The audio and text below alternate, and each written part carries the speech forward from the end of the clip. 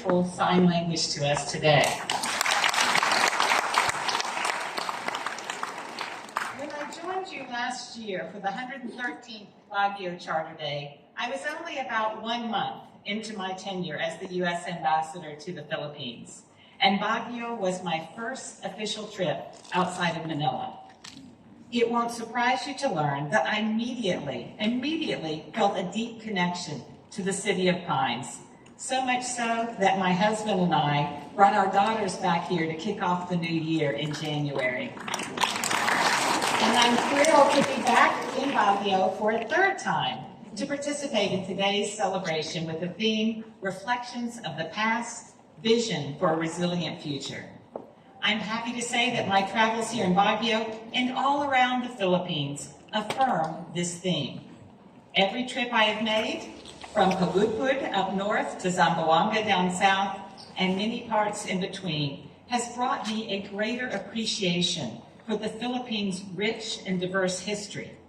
And during my travels, I've learned about this country's immense potential, a future that the United States is honored to support as your friend, partner, and ally. Thank you. I witnessed both the Philippines' heritage and future potential a few months ago when I traveled up north to the Ilocos region. The cobblestones and unique Spanish Ilocano architecture of Bigan transported me to the Philippines of the 16th century, and the earthquake Baroque of Pauay Church was unlike anything I've ever seen. During that same trip, I visited the stunning wind farms of northern Luzon, where USAID is helping to build a more resilient future through support for the Philippines' clean energy transition. The Philippines' rich past and vision for the future were also on full display during my trips to the Visayas. Last October, I had the honor of joining President Marcos to mark the beginnings of the U.S.-Philippine alliance at the anniversary of the Leyte landing. I was the first U.S. ambassador, and very honored to be so, to see the historic Balagiga bells in their rightful place at the Church of San Lorenzo de Marti in Samar. On a separate trip, I visited the Timex factory in Cebu, where thousands of Filipinos make watches that are exported all over the world. Timex is just one of the many U.S. businesses operating here in the Philippines, where Filipinos from the entry level to the executive suite work to build a brighter future for both the Philippines and the United States as partners in prosperity. Just a few weeks ago, I visited Davao for the first time, where I saw the living example of the Philippines' incredible natural heritage, the majestic Philippine eagle. At every stop, in the dozens of places I visited throughout the Philippines, I've been wowed by the youth, many of whom are alumni of U.S. Embassy exchange programs.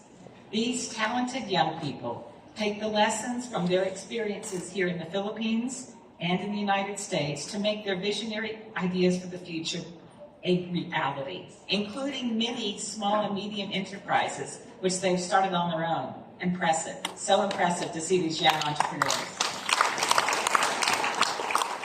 But of all the amazing places I have visited throughout the Philippines, Baguio will always hold a special place in my heart. It is the only place in the Philippines that I've had the privilege of traveling to more than once outside of Manila, so I'm very happy to be here again.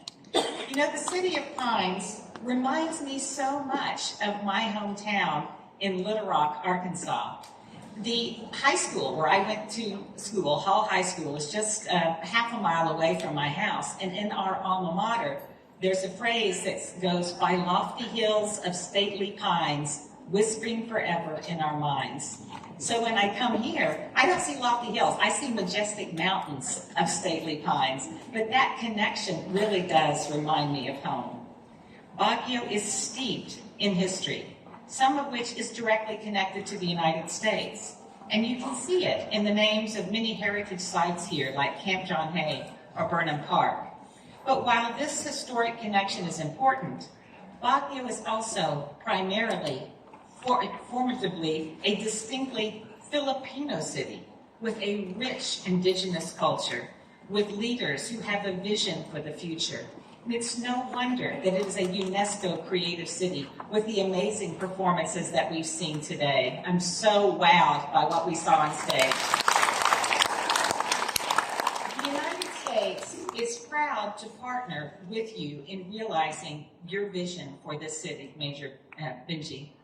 Our partnership comes in the form of educational linkages like the University of the Cordilleras and the University of Cincinnati, jointly developing programs on cybersecurity, or our new initiative, which I will inaugurate later today, to open an affiliate American space at the Philippine Military Academy to provide cadets with access to the latest in U.S. scholarly resources. Numerous cutting-edge American companies also see Baguio as a place to invest for the future. One of Texas Instruments' largest semiconductor facilities employs thousands of Filipinos right here in Baguio, and Texas Instruments has just announced that it will soon significantly expand its operations, both here and elsewhere in the Philippines. Baguio is also home to U.S. companies in the growing business process management sector, such as Seidel, Convergys, and Synergy. These companies are just part of the flourishing U.S.-Philippine economic partnership, which is central to a more prosperous future for both of our countries. So as I stand here today to commemorate the City of Baguio's 114th Charter Day, let me thank the organizers for putting together this wonderful celebration and for selecting today's theme. It is impossible to serve as the U.S. Ambassador to the Philippines without reflecting daily on the profound historical connection between our two countries and our peoples. But there is also an incredible dynamism and energy in our relationship, which pushes us all, Filipinos and Americans, and especially our young people, to build a brighter future together. I cannot wait to see what the next 114 years will bring for the city of Baguio, for the Philippines, and for the U.S.-Philippine relationship. Agyamanap. Thank you very much.